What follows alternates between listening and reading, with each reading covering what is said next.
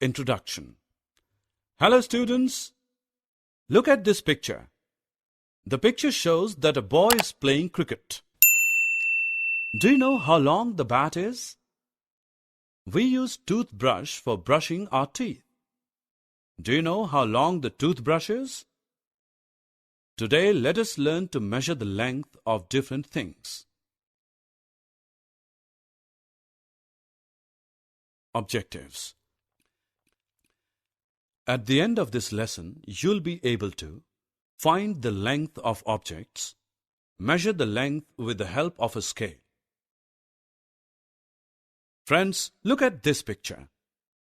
This is a bamboo. There are two ends of a bamboo.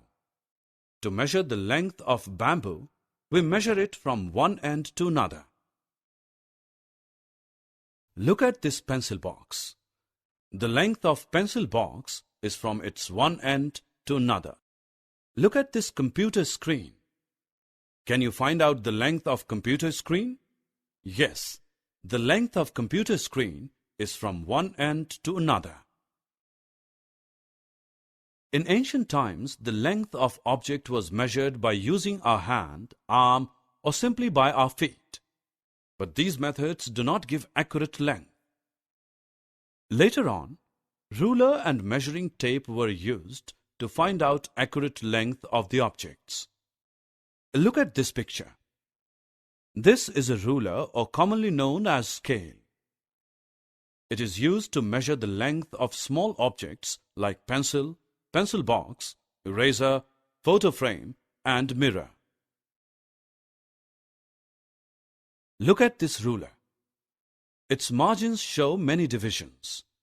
Each division is equal to 1 centimeter. The numbers are written from 0 to 15. From 0 to 5, we get 5 centimeters. From 0 to 11, we get 11 centimeters. From 0 to 15, we get 15 centimeters. Did you know how to measure the length of a matchstick with the help of ruler? Place the matchstick near the ruler as its one end should be at 0. The number written is 5. Therefore, it is 5 centimeters long.